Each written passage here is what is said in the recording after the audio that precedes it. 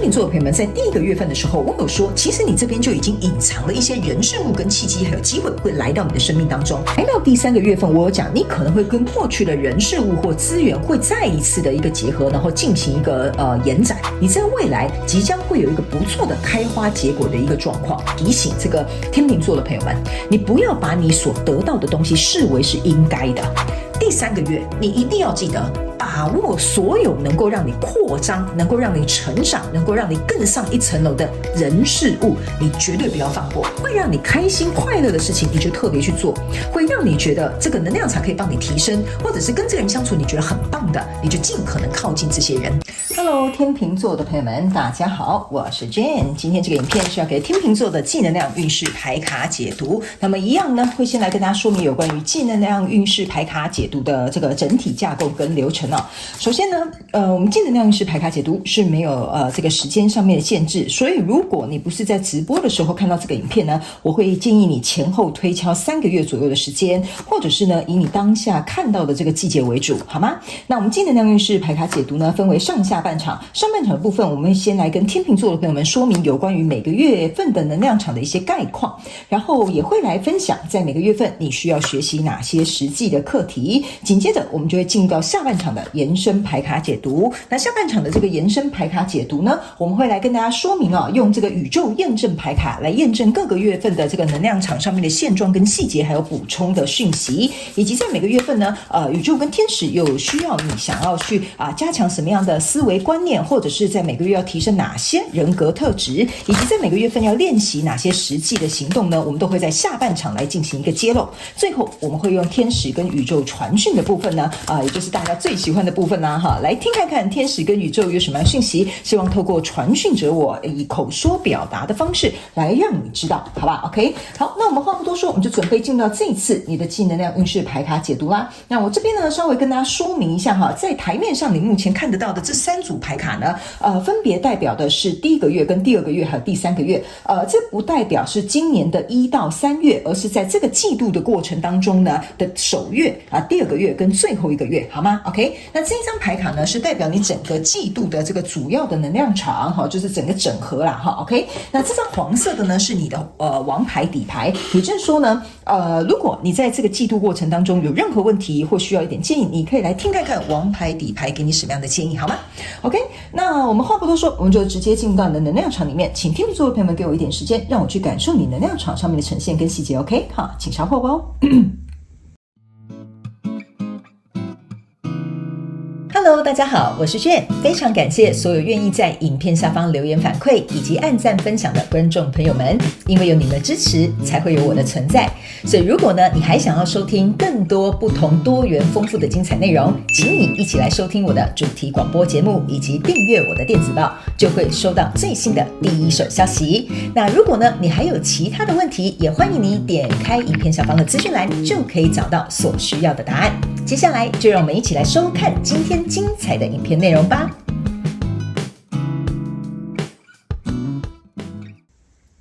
OK， 好，行。我觉得天秤座的朋友们在这个季度呢，应该是过得还蛮不错的。然后呢，不过有几个要素哈，就是大概是你在这个季度过程当中可以让你关关难过关关过的一个最主要的这个要素哈，就是说你在这个季度你要保持非常清晰、果断、明确的这种比如说思路或者是决定或者是这种气势，好吧，不管是在比如说做什么选择啦，拒绝别人的什么邀约啦，或者是比如说有人来找你合作啦，你都要能保持这种极度理性的这个状态，好不好？那如果不该你碰的东西哈，因为这边有一个很小众的讯息，就是你不该碰的东西，比如说这不是你的专业哈，或者是比如说这个浑水你明知道不要去淌 ，OK 哈，你就不要去淌这个浑水的哈，这种东西呢，你在这一个季度过程当中，你千万不要冒险。OK， 你一旦冒险的话呢，当然你想去冒险也可以哈，因为这是你的人生，你可以自己选择。不过我是要告诉你的一件事情，就是说你现在整个运势、整个状态是很好的。你去淌了那个浑水之后呢，反而呢会有点像是延迟你的一些进展，或者是你会因此受到这种能量场上面的纷扰，好吧 ？OK 哈，好，我们一起来看一下每个月的这个概述，好吧 ？OK 哈，首先呢，在第1个月份你抽到的是钱币7，还有还有圣杯3，还有这个圣杯国王。王，这3张牌卡呢，在你第1个月份的能量场其实我觉得是蛮好的。为什么呢？这个圣杯3加上这个圣杯国王，象征的是一个圣杯4，也就是说，在第1个月份的时候呢，其实我觉得天秤座的朋友们蛮刻苦耐劳的，在做他自己想要专注去做的事情。这个钱币7给我有一种感觉，就是说，在过去你可能经营的，比如说我这么努力付出的，终于得到我的升迁了，或我很努力追求这个人，我们2个终于在一起了。所以在这样的状况当中，其实我觉得第1个月是蛮值得你去庆祝的。所以某部分的天秤座的朋友们，我会建议你可以去庆祝一下，在这个月如果有什么样的好消息，我觉得这个开心欢乐庆祝，或者是出去吃一点好吃的，跟朋友出去喝点小酒庆祝一下，我觉得都没有关系。这一股呢能够出去有这种欢乐喜悦的感受，反而会让你一直维持在一个非常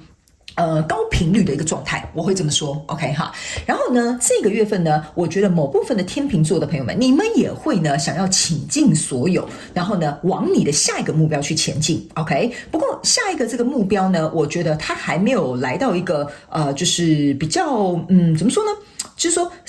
天时地利人和还没有到，它到的时间呢比较像是在第3个月份就是说我们现在在第1个月、第2个月、第3个月嘛，就是这个季度的最后1个月，或者是下一季的头1-2个月的时候，你要往下的那个阶段的东西，它才比较容易推动，或者是比较容易去成型或谈好合作 ，OK。所以如果你目前在第1个月份的时候，你已经开始在瞄准你接下来的下一步要怎么走，这3个月是一个非常好准备的时间。所以呢，这3个月为什么我会跟你讲，你最好心无旁骛就不要去淌什么浑水，不该碰的东西，不该去做的事情都不要让浪费你的时间跟精力在上面 ，OK？ 因为这3个月你要保持你的专注力，因为你的所有的牌卡里面有太多的金币了。金币的意思就是说呢，我们要投入时间，我们要投入我们的精力，而且这个是扎扎实实，你不能假手他人的，就是说。如果你要往下一个篇章去走的话，你这个东西呢，你没有实际投入，它不会有回报那你第1个月之所以为什么有好消息，就是因为你在这边很认真的投入这些东西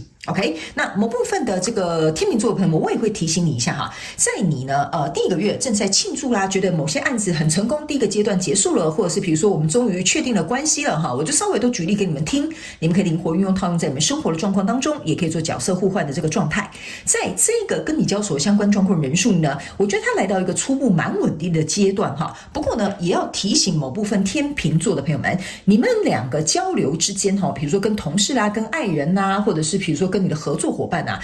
有些时候呢，也要特别注意一些隐隐约约的情绪的问题 ，OK 例如说，假设你追到这个人了，可是最近因为你追到手了然后工作比较忙了就比较少时间陪他，他可能在闹别扭，或者是他心里其实不是很高兴，你可能看不太出来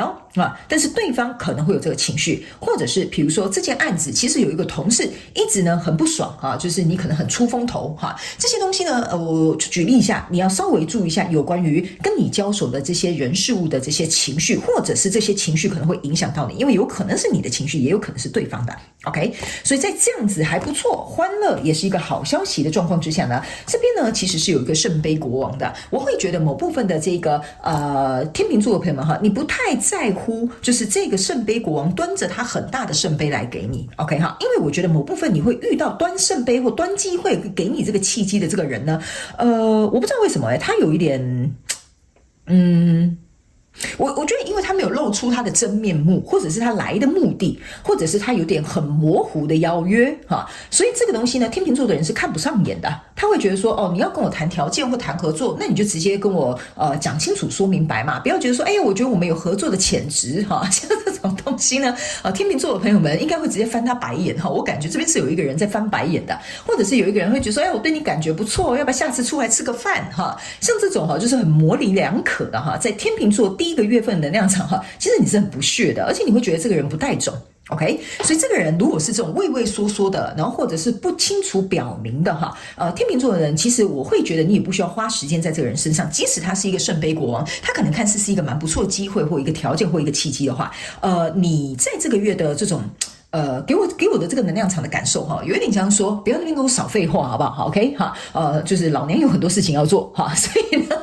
我觉得天秤座这个气势我蛮喜欢的，所以这个人呢，要么坦白一点点，要么真诚一点点，要么就是拿出他的这个诚意来一点点 ，OK 哈。所以呢，我会觉得你还是会有持续有这些契机啦、邀约啦，或者是机会啊来到你的身边。但我觉得现阶段在第一个月份你是很满足你自己的这个状态的。那甚至有一些天秤座的朋友们，前面有一些狗屁倒灶的事情哈，大概在第一个月份呢，也差不多都可以去处理的蛮好的，就是说这个抓马哈，它可能就结束了。OK， 那第二个月份呢，我们来看哈，这一季的第二个月份，你抽到的是钱币6跟钱币9，然后还有宝剑9。我先跟你解释这两张 ，OK， 这个钱币6呢，其实是在这里。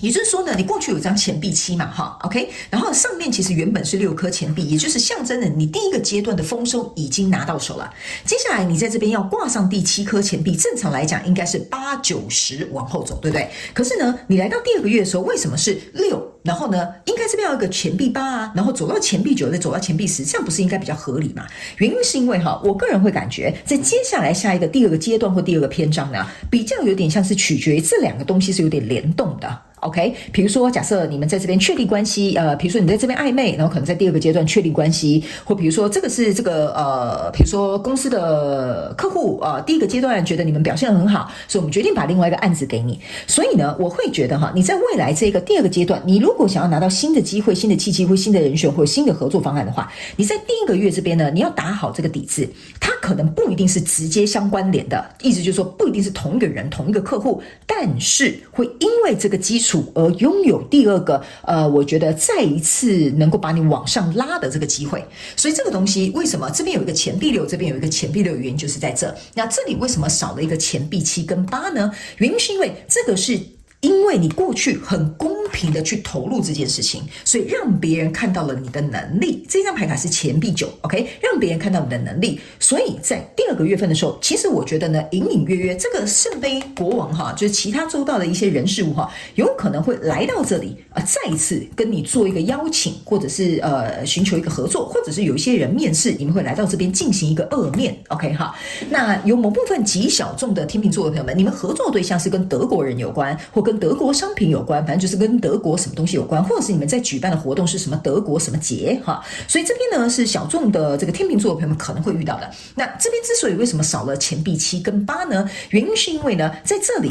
这个东西比较像是有点还在谈，所以要不要再投入，要不要再比如说真正的去推动这件事情呢，7跟8暂时是消失的。不过这些人是看到你的价值的，所以他们有点像是比如说慕名而来啊，看到你的价值而来啊，比如说有口皆碑，别人介绍推荐而来啊。所以在这里呢，我觉得某部分的这个天秤座们在第二个月的这个社交活动可能也会蛮活跃的。OK 哈，那这边有一个宝剑9，这个宝剑9呢，其实我会觉得哈，这个宝剑9，这就是为什么我会觉得某部分的邀约很活跃的这个天秤座的朋友们，你要特别注意哈。在第二个月，你很容易宿醉 ，OK 哈，或者是你对于这个酒精的这个承受能力没有那么强。那有一些人呢，你反而是在第二个月，因为在我觉得如火如荼的进行，准备要迎接这个下一个阶段，所以有些时候呢，你也会觉得体力稍微有点耗尽，所以我才会说，在这个季度你要把所有的这些时间跟精力放在你自己身上的原因，就是在这里。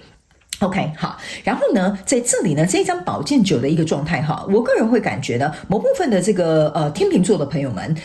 你在第二个月份的时候呢，也会有一种就是我要怎么形容这个能量场给你听呢？你会有一点像是说，我好不容易来到这边有一个阶段了哈，但是第二个阶段好像又很快就来了哈，所以有些时候你会觉得，我不知道这个是一种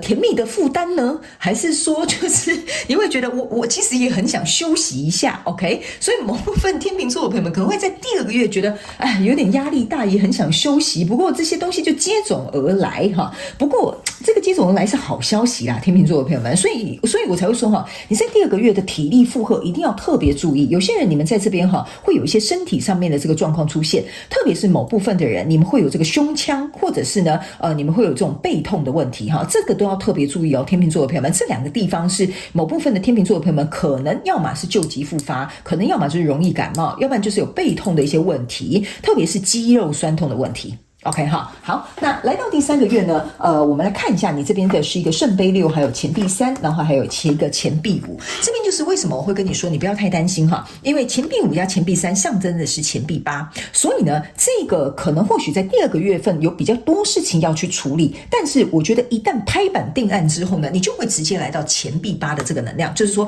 我们来合作吧，我拿5个钱币，你也拿3个钱币 ，OK，3个钱币象征的就是我们要去有点像说我们去架构这个基础，就像这一条柱子。OK 哈，就是我们彼此成为彼此的支柱。那这个钱币5呢，象征就是我开一半的大门，你也开一半的大门，那我们一起共同来创造这个钱币10。所以这个钱币8已经有了，钱币9已经有了。接下来为什么我会说你这个要成型哈？比如说签合约啦，正式宣告什么你们要结婚啦哈，都会在更下一季的前1、2月会比较明显一点点，因为这边算是一个刚开始推动投入的一个阶段，要走到钱币10，稍微还要在1、2个月左右的时间。那呢，这边呢有一个圣杯6，这个圣杯6象征的就是说呢，你会开始去回顾说哈，虽然这个第2个月哈可能有点身心疲惫，或有点煎熬或应酬比较多，或者是要去准备筹备的这个状况比较多，但是你会在第3个月回头去看的时候发现啊，还好那个时候的我有为了我自己而努力，然后或者是你会回头去看说，觉得哎呀，原来有一些人哈，其实他在这个地方就是这个圣杯国王啊，你可能会从这些人选当中去挑到一个还不错的合作对象或交往对象，或者是一些投资的一些契机 ，OK 哈，那甚至会有一些某部分的这个天秤座的朋友们，你会在这个合作当中，就是第2个合作当中会遇到旧的认识的人。OK， 比如说你跟这个新的公司合作，才发现哦，你以前的同事啊，没想到跳槽到这个公司了，所以你们可能会有牵线，就是互相牵线，再度联系的这个状况。那某部分的天秤座的朋友们，这个跟你合作的这些东西，会用到你旧有的技能、旧有的资源或旧有的人脉，这个都是有可能的哦。所以整个季度的过程当中，你的总能量呢是这个宝剑女王。这个宝剑女王啊，你注意看到它是切掉一个人头在这里哈 ，OK， 然后这个是一个独角兽 ，OK，我会觉得这张牌卡为什么代表你总体季度的能量？原因就是因为呢，你必须要拿一个像这个宝剑女王的气势。我有讲了，这一整个季度你要果断、明确、清晰，然后呢，这种拖拖拉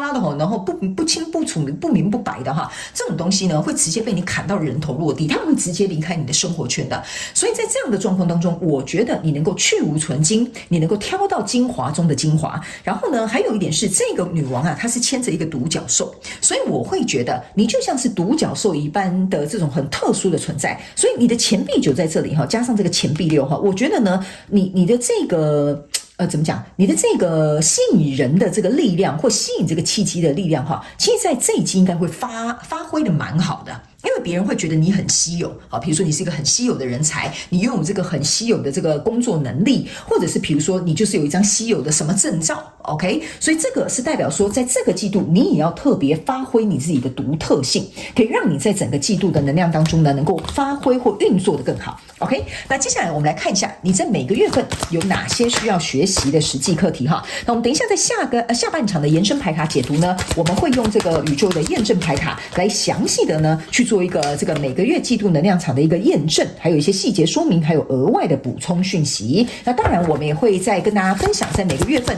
你有哪些需要加强的思维观念以及提升的这个人格特质，还有每个月份要练习的实际行动，也都会在这个下半场的延伸牌卡解读来进行一个揭露。那最后我们会进入到宇宙跟天使传讯的部分，好吗 ？OK， 好嘞，我们来看第一个月份哈，这张牌卡呢叫做 Discipline 哈，也就是代表说，为什么我会跟你说，你一定要有纪律，跟着你自己的步调。不该淌浑水的，会让你速度配速慢下来的人事物，你都不要管。OK， 你第一个月你就要有这样子非常怎么讲，很稳固的这个mindset， 你就要很清楚知道说，我要去完成我想要达成的目标，所以我就要制定我自己应该要有的计划。所以第一个月其实说实在的很简单哈，如果你在第一个阶段这个计划、这个关系或这个人事物进行的不错，你不要因为不错就得意忘形了，你要持续去进行。你不要忘了，我有跟你讲哈，在第二个月，人家是看到你的能力跟实力而慕名而来，所以如果你在这边因为一点事情洋洋得意哈，然后后面就有点就是懒散了或休假去了哈，那我必须要告诉你哦，那这个东西就会 delay。我知道这3个月对某部分的天秤座来讲有点高压 ，OK， 所以你自己的配速，你自己的这个纪律，你自己要持续投入的这个行动，在第1个月是你要先做好心理准备，就是你要学习的实际课题。这个东西就像我一开始讲的，你不能假手他人，因为你这边实在是太多钱币的能量了。钱币的能量意思就是说，你付出多少，你会得到多少。所以这个 discipline 呢，其实对你来讲非常的重要。所以在这3个月，我会建议你时间管理要分配好，然后你自己休息的时间，比如说去这种放轻松的这个时间，你也要安排好，因为你才有体力有精力去应付接下来这一季的这个状况跟这个可能会发生的事件或者是东西。OK 哈，那第2个月你要学习的这张牌卡叫做envy， 叫做嫉妒吗？或羡慕吗 ？OK， 好，来这张牌卡呢，他们要我提醒某部分的天秤座的朋友们，我刚刚是有跟你讲哈，这张牌卡给我有一种就是明明是好消息，但是天秤座的朋友们就很想休息，就是我天哪，搞得我压力很大，马上又要再赶鸭子上架，又要再去做另外一个案子，或者是我又被别人推荐干嘛了哈，或者是这个阶段有很多人际关系的往来。这张牌卡呢，其实是要告诉你一件事情，就是你可能会去羡慕别人为什么不需要做到像你这样。OK 哈，这个是有点我这样讲，可能我觉得天秤座的人很聪明啦，所以我应该不用给你们太多的解释。就是你好羡慕人家可以躺在家里哦，你好羡慕人家不用做这些应酬哦，你好羡慕人家不用做这些什么纪律的，是什么规划、时间管理哈，这个就是你心里的那个呐喊。OK 哈，所以呢，这张牌卡其实是要告诉你哈，就是说每个人他在人生当中都有不同的挑战，不同的时段要去做不同的事情，但是你现阶段刚好就是这个时候运气很好，你要把握这个机会。所以这第2个月呢，是要告诉你一件事情，就是减少你的 complain。OK 哈，那你如果当然你想跟别人一样躺在家里，你不想干活，你不想做事也是可以，你懂我的意思吗？但是这个其实对这件事情这个机会跟你现阶段的能量场其实说实在的，没有什么太大的帮助跟加分 ，OK？ 所以我倒是会觉得，你把这些你心里的这个不愿，不如拿去好好犒赏你自己，比如说吃一顿好吃的，去买一些你喜欢的东西的，起码你在这里付出的时候，你得到一些你自己喜欢的东西，一个回报或者是活动，你自己去安排。那我觉得这一个呢，你的内在的这种不平衡感或者是比如说就是有点这种失去平衡的这个感受呢，我觉得可能会稍微减低一些，好吧？这个就是在第2个月份你要特别注意你的身心灵的一个状态。好吧，那来到第3个月呢，这边是一个成长哈，这就是为什么我会跟你讲，你的第2波要往上走了。所以第2波呢，在这里呢，你要能够去了解到说，在第2波的这个机会或人事物来临的同时，它带领你是给你另外一种成长。有一些天秤座的朋友们哈，我会觉得在第3个月份哈，为什么我会跟你说，你在这里呢，其实会运用到一些过去的人脉资源或事物，或遇到旧的同事或旧的人哈，原因就是因为呢。这个东西有点像是你把所有你人生可以运用的这些资源去做了一个串联 ，OK， 然后进入到一个新的阶段，所以你原本可能圈圈只有这么小，然后加上这个新的圈圈，你的圈圈变这么大了，所以在第3个月的时候呢，你是会扩展很多的，不管是在做事的方法啦、资源上面啦，或者是在看待事情的角度，都会变得很不一样。所以在第3个月，你要尽可能去把握机会，让你自己来到一个有利的位置，比如说跟这个人去比如说喝杯咖啡，可以聊出更多的，比如说销售的这个数量哈，或者是比如说跟这个人交个朋友，或跟这个人联系一下感情 ，OK 哈，可能或许会帮你有更多的引荐的机会。所以在这里我知道可能还是会有点辛苦，但是我必须要告诉天秤座的朋友们，这对你来讲，在第3个月才是正式你要火力全开的时候。所以在这里我会建议你，如果有一些需要联络的人，你就联络；不需要联络的人，你就不要跟他废话。为什么呢？因为我必须要给你看你整体季度的能量场在这里叫做 relationship， 就是说在这个季度的过程当中，你要跟谁保持关系的联系，是你整个季度要学习的课题。这也是为什么我敢在一开始就跟你讲，不该联系的人，不该淌的浑水我一开始就跟你说，你的能量场给我很明显，我非常感谢宇宙来帮我验证我要传递给你的讯息内容千万不要这么做。OK， 你有看到下面有讲的，你一定要跟这些比较高频的，不会让你耗能的，不会让你感到内耗的，或让你跟他出去交际应酬完之后回来累得半死的这些人你这个季度千万不要浪费你自己的时间跟精力在上面，好吧？这个我已经好言相劝了这个我就没什么好需要跟你解释，因为我觉得宇宙拿这张验证牌卡要你学习的课题已经够清楚明白了。OK， 好，来，接下来我们来看你的王牌。王牌就是在这个季度的过程当中，如果你遇到任何的挑战或需要一点建言的话呢，来听看看王牌要告诉你什么，好不好 ？OK， 这张牌卡呢，上面写的是呼唤自己的内在小孩，肯定自己就是一个幼稚鬼，坦诚自己就是想要被摸摸爱的抱抱，一点都不可耻，只是你一直在装坚强，不敢说出自己的需求，勇敢面对自己的情感需求，你是被爱的，也一直有指导灵在背后保护着你，只是你看不到。相信你自己是幸运的，相信自己是被爱的，但前提是你必须要常做好事，说好话，不要装孤僻。这张牌卡就是你是被爱的，只是那个人你看不见。OK， 好，这张牌卡其实是要告诉我们天秤座的朋友们，你很幸运的。很多人想要有你这个季度的这个机运跟能量场哈，他们想奢求都没有，所以我才会跟你说，